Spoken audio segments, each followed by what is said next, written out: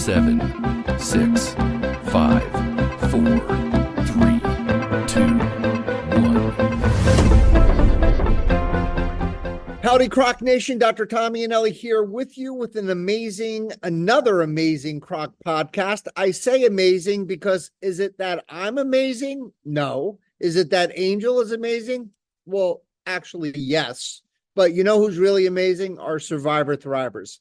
And I just wanted to welcome you today to our podcast. Angel Santana, have faith, let it begin. Welcome, my friend. You know what's nice? Because we're now getting even closer to spring, Yes. I don't have to put much lighting in this room because the light is shining through just like the light will shine through every single person in the Croc Nation. It's good to be here, my friend.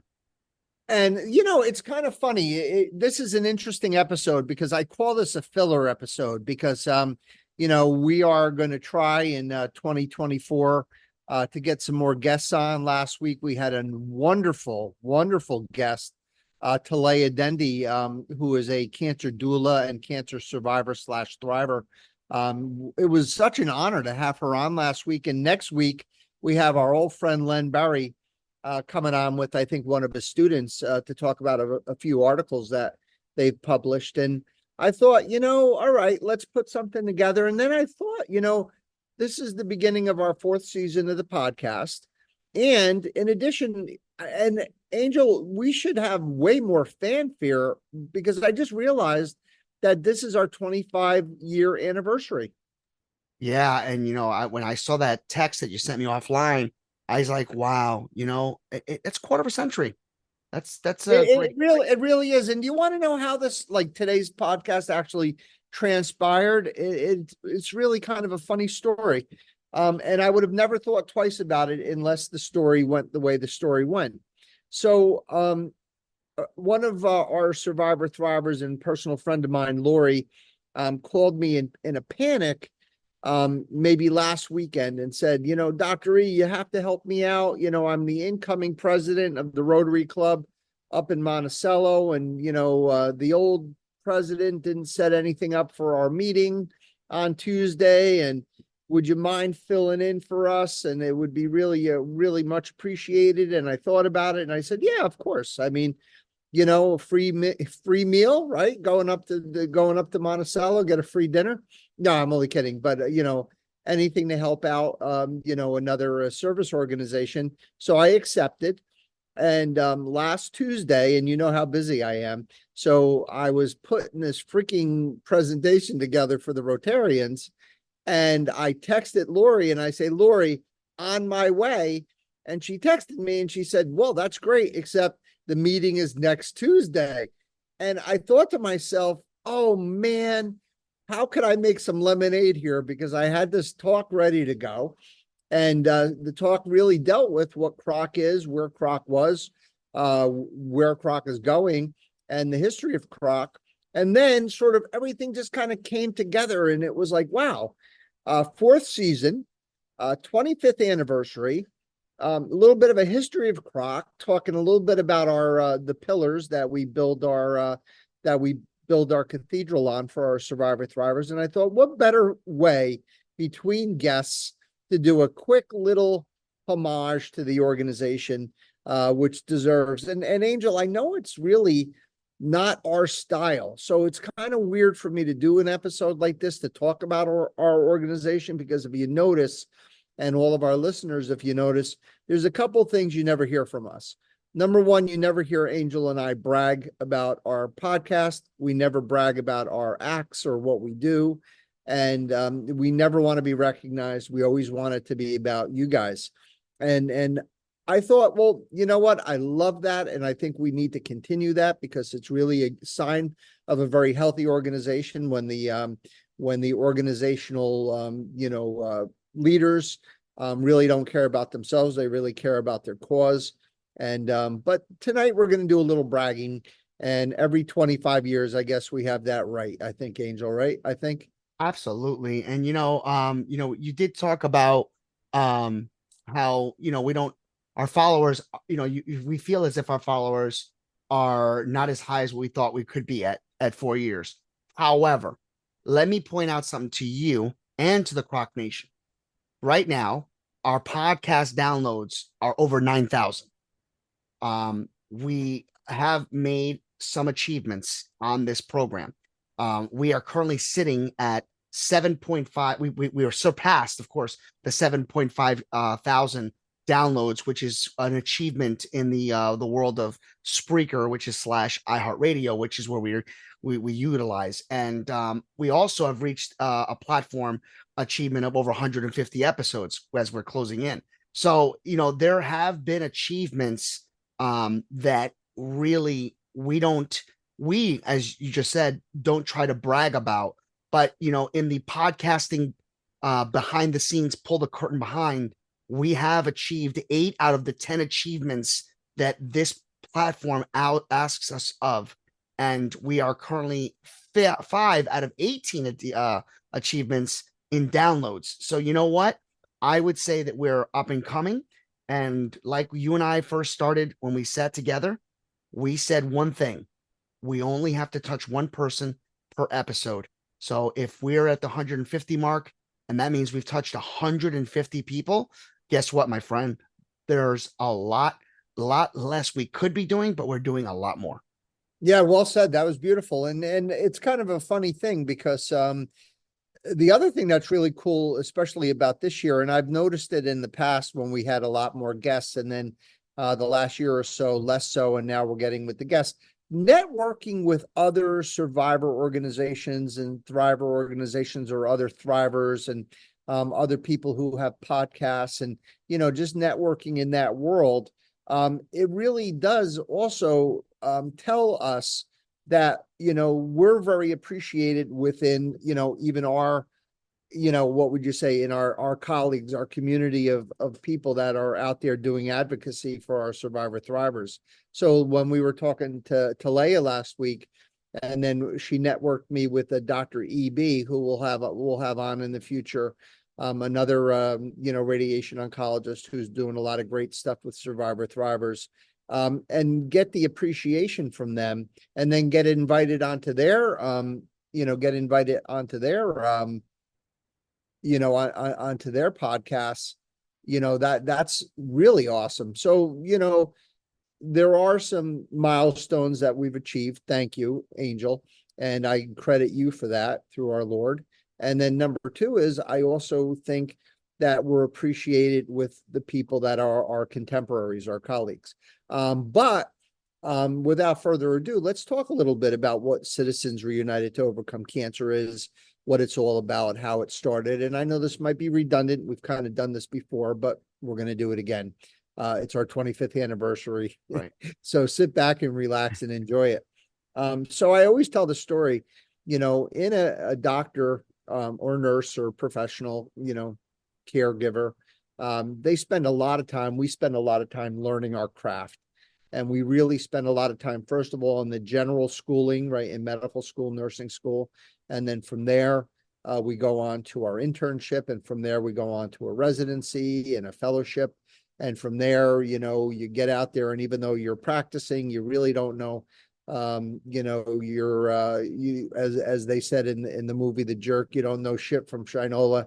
And then, over the years, you start, learning and getting experience, and that wetness behind the ear starts drying up, and you start really getting good at what you're doing. And then there's that moment, especially when you're taking care of survivors / thrivers, that you sit there. And my moment was, sitting on the beach and watching my kids, build this sandcastle. And I've told the story a million times, and I guess I'll tell it a million more. But when I saw that, it sort of all kind of came together for me. And I knew at that point that I had to do more than just be great at what I did. I had also to be an advocate, for our survivor thrivers. And then, we would do the Relay for Life. We would have a team from the department, and seeing the power of survivorship. And then we did a podcast on Mary and Beth, the first 2 CROC members, and that lunch that we had together, and how that, inspired me to try to put an organization together. Because in 1999, when this all started, and we'll have to have Rod put that picture. He did the slideshow for me for the Rotary talk. And there's a picture of me in 1999 giving that first lecture.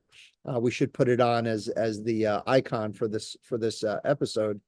What I realized is that there was really nothing in those days, and I'm happy to report that's not the case anymore. But in that first dinner, I'm looking at myself and my hair is dark and I'm wearing a suit and tie, Angel, believe it or not. Whoa, Yeah. whoa. And there's a lot of people in that room. And I can tell you, it was so exciting and so wonderful that I wanted to just share that the last 25 years of being an advocate for survivors slash thrivers has been nothing but the greatest joy, one of the greatest honors of my life. And I couldn't have thought of a better way for me to do community service than to do that. And just over the years, because of the fact that what cancer was at the time, cancer was basically diagnosis, treatment, and then oblivion. There was nothing. There were no, international, national organizations except the American Cancer Society. There was definitely no grassroots anything, zero. And because of that, I saw this need, and thanks to Beth and Mary and all the years of doing the Relay for Life and, trying to figure out exactly what it was that I could do. And what my job was to create this organization, Citizens Reunited to Overcome Cancer. And the first 10 years actually was quite interesting because they were the years that no matter how much fun I have with this podcast, they were absolutely the most fun. I was like, literally flesh to flesh with survivors every day. And we had a very active board of directors. And every month we had a vibrant kind of program, whether it was educational, whether it was cultural, whether it was music, whether it was a comedian, whatever, whether it was fundraising or helping each other, and just putting 150 people in the what the heck was the name of that? Whatever the Knights of no, not Knights of Columbus, the Elks Club, in Middletown, New York. Gotcha. We would fill that room up to the brim. And my dear friend Seal Rakowski was our caterer, and she'd be in the back cooking all sorts of food for our survivors. We'd have music, we'd have dancing, we'd have awards, we had costume parties, and just, I couldn't even begin to tell you guys about the tens of thousands of people that we touched in those years. And it was terrific. And then things started changing for the good. More organizations started popping up, more grassroots organizations, more national organizations. Technology started to catch up. We started getting some internet, things for our survivor thrivers. And it just seemed at that point that the ability to keep that momentum for that many years, right? Talk about effort. Those first 10 years of trying to put a program, and we're talking about a big program every month, in addition to a full-time job and raising a bunch of little, kids, that was very difficult. And again, a true honor to do that. I'm not complaining at all. The middle years were a different feel because, once we stopped sort of with the face-to-face stuff, we kind of collaborated with Miriam and with Kathy Rifkin for the Celebrate Life half marathon. And our job for those 10 years was to put together, to be the people that reviewed all of the grant applications. So these two ladies, and then Kathy left to do her own thing, and Miriam kept it up for those 10 years. I don't know exactly how many years she did it, but raised like $1 million for cancer survivors. And we had the good fortune of being able to be the ones that wrote the checks out. So, it's kind of like being given money and told to go give that money away. We were the ones that were giving that money away. And, we had a great board of directors for those 10 years. And I think we also did fantastic work, but it was more behind the scenes. So maybe I needed to catch my breath and just kind of let the lay of the land kind of just kind of evolve. And then, after our association was starting to, things were getting a little stale, And again, any good organization has to evolve. If you don't evolve, then you're going to die. And the evolution took the force, or the form, I should say, of this podcast. And that's kind of when technology came together for us. I met Angel. COVID was just about, I think, probably right, starting with COVID, right? Kind of. Yeah. Yeah. And I thought, well, what better way to sort of get back to the original good time feeling of the first 10 years, but potentially reach more survivor/thrivers through a format of a podcast. And that's sort of what we did. And this is now our 4th season. So as I said, CROC is an organization for survivor thrivers. I always kind of looked at the metaphor that we're a cancer survivor/thriver bus. It's a bus that has resources that you can take when you need them. You can get on the bus, and then when you don't need them, you get off the bus. And it's it's like the Harry Potter night bus. It just never stops running. You can get on and off anytime you want. And it's really more than just, now about Hudson Valley, cancer survivorship, grassroots. Now it's national and international. And I believe we're number one, like in the Congo or somewhere like in Africa, or India. But people need this, and that's why we're here. And I think, Angel, you would agree, what a great honor to be able to do this.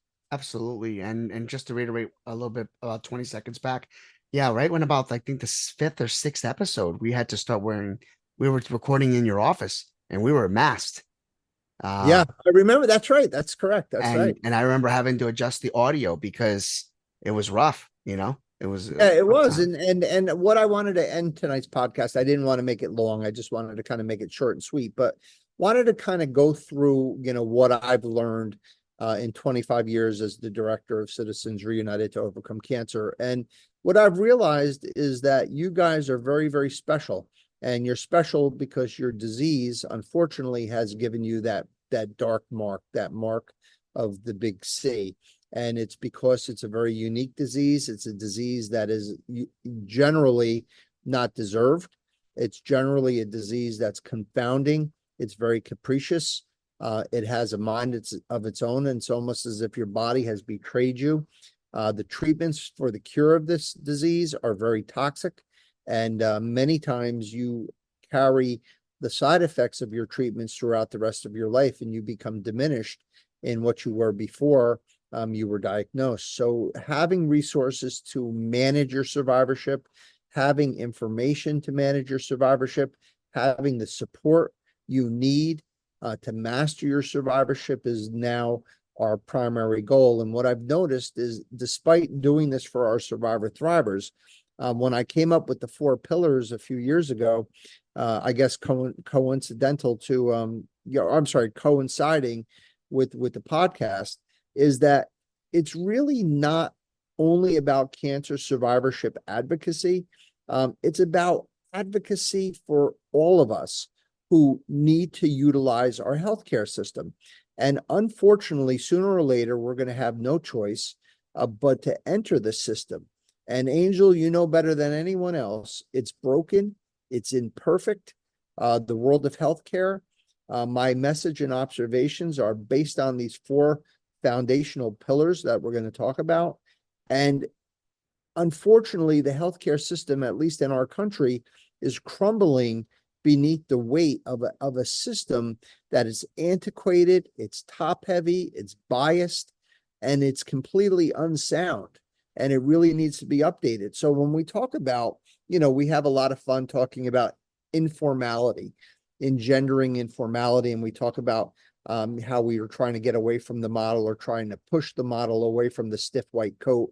We did a couple of podcasts recently over the last couple of months about what patients want in their doctors, as opposed to me wearing the jerseys.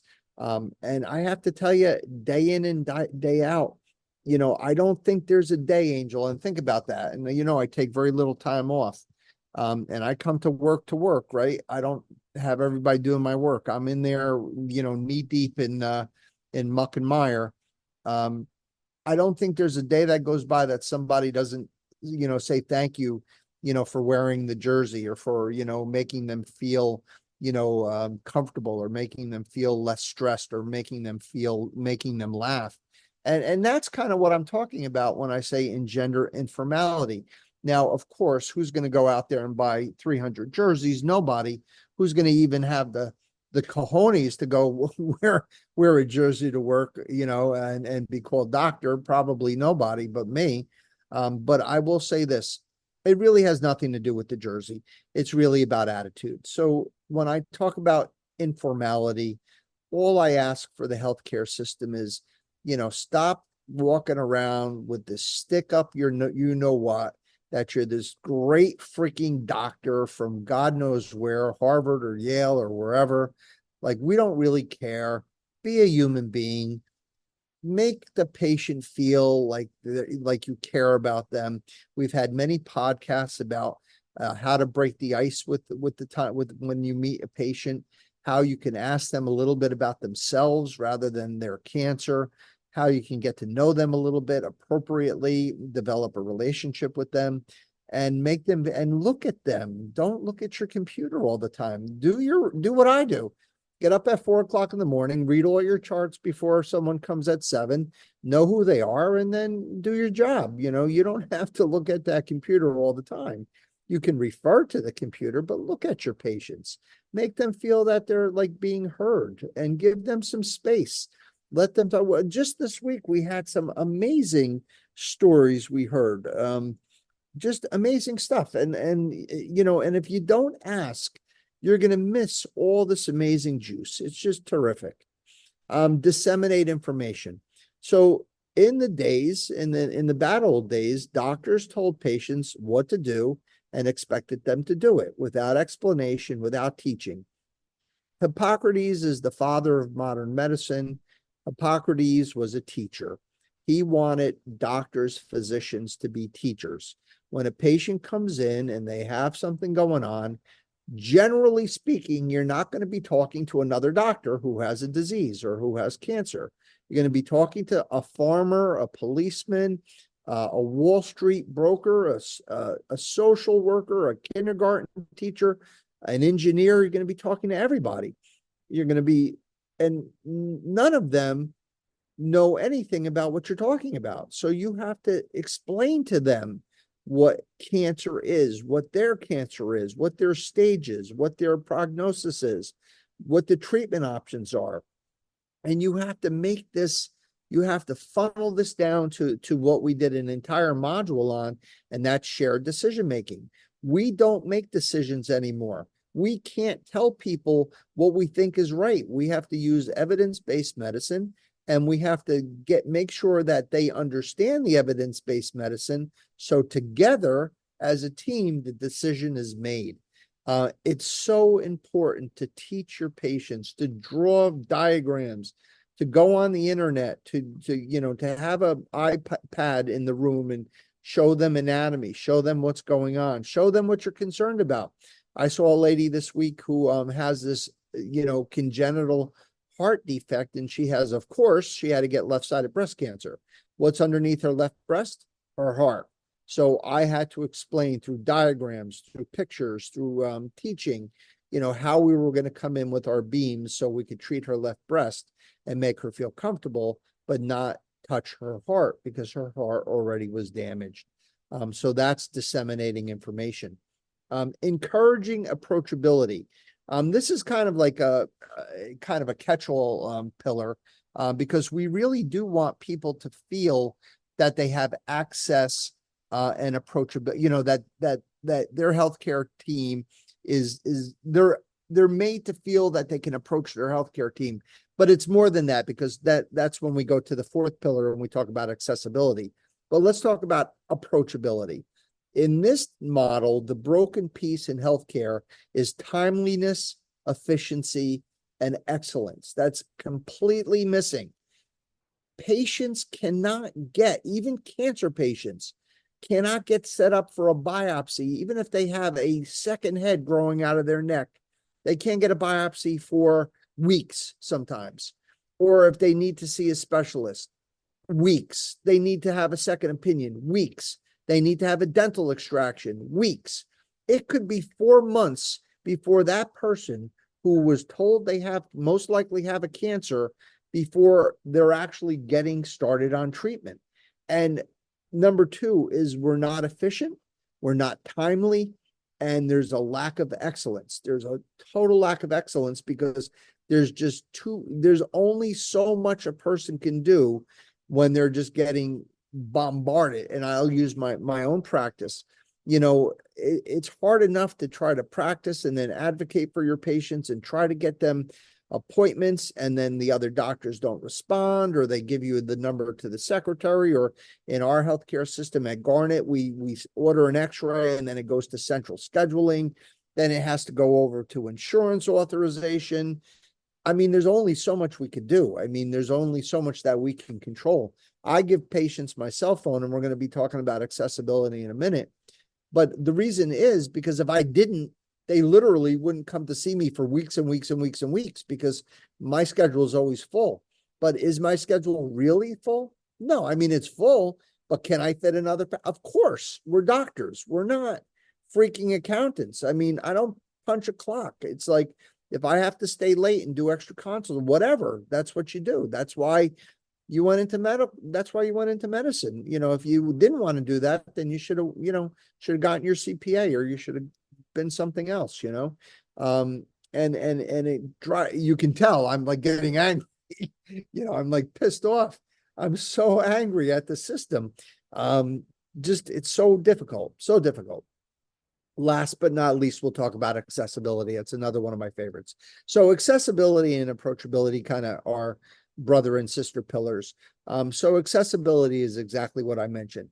When you are a survivor thriver, you want to make sure you have contact with your healthcare team. You want to know that after hours, after 5 p.m., weekends, nights, middle of the night, that there's someone you could talk to, right? Absolutely. And you don't want to hear, "Hi, I'm covering for Dr. Smith, and I'm sorry I don't know your case. Sorry I can't help you. Just come to the office on Monday." The story that Talea told us about being diagnosed with Hodgkin's disease on a Friday at 4:30 while she was driving home from work, and a nurse told her, "Hey, I'm really sorry to have to drop this on you, but you got cancer. And, maybe you can call the clinic on Monday and see if you can get an appointment." Like, no good. That's no good. Not good. Number one, the doctor should be calling her. Number two is you don't call the patient while they're driving home from work on a Friday night. Number three is you bring the patient in to face them. Or if you do have to tell them, then be prepared to spend an hour with them or 2 hours or whatever you need to make sure that when you hang up, that they're good, right? So Talea had to pull over, had to go into the nearest store that she was near, which happened to be, I think, a TJ Maxx. And she's walking around TJ Maxx like a zombie because she was just told by a nurse that she had cancer, and she didn't have anyone to talk to until Monday. And she tried to avoid her family the entire weekend because she didn't want to put that on them.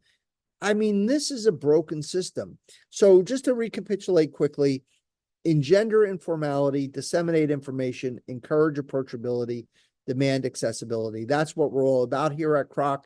That's what we're trying to provide you guys on this podcast. Every week, there's some version of this. It might be not immediately identifiable, but believe me when I tell you, every single podcast, and Angel, we're probably going to be over 200 soon. 200 podcasts, and every single podcast relates back to our 4 pillars. Angel, 25 years doing this, 3 incarnations of CROC. You came on board with the podcast. Your thoughts, you always get the final word. I'm sitting here as you're talking about, anytime you reiterate things, it's always like I've heard it for the first time. But I'm sitting here and I'm literally looking at where we stand. And for those of you that don't know about the CROC podcast, let's just say hypothetically, this is your first episode. Let's say that you've been with our journey for the 3.5 years or even 2 years. There are so many different episodes out there. There's so many different modules. I'm looking at the top 10 right now in just the last 12 months. Episodes like the nuclear power of survivorship, crowd distraction, the nuclear power of survivorship, comrades in arms, putting it all together, continued, finding your center, to breathe or not to breathe. That is the question. Next generation of oncologists should be what we worry about. Should we be worried? Prior authorizations, confessions. I mean, there's endless amounts of opportunity for you to take advantage and listen to what Dr. E has put together. And really, it's for everyone. And I just hope and I pray that we are here for a very long time. I know we will be, but I mean, as far as putting this, there's just so much data. You know what I mean, Dr. E? There's so much data that let's hope that these doctors do find a way to say, you know what? He's right. And it's not about being right or wrong, but just humbling themselves and putting the egos, in check, and putting that ego to the door and say, you know what? I should stay an extra hour. If we can get one doctor, Dr. E, one doctor to say that, again, we've done our job. Well said. So we will end our podcast as we end all of our podcasts with a brief little pep talk, and then we will go to our blessing. So the pep talk today I have is about every single person who has volunteered for Citizens Reunited to Overcome Cancer over the last 25 years, all of the people who put their heart and their soul and their blood into this organization, all of the hours you guys have put, the little rascals who are our first board of directors, how wonderful and amazing these survivors were and what they've done for other survivors come to mind. Miriam Lohr, Kathy Rifkin, for the $1 million plus that they raised for survivors to get healthcare benefit costs reduced or paid for all the wonderful people that we've honored over the years, for all of the people who came to our dinners, who came to our lectures, who came to our meetings, to every single person who has been a speaker for us, who has given their solidity for their information, their expertise for the behalf of the cancer survivor thrivers, for all the field trips we've done, for all the laughters, all the tears that we have shared. This pep talk is for you guys. What I said in the beginning of the podcast, I mean immensely.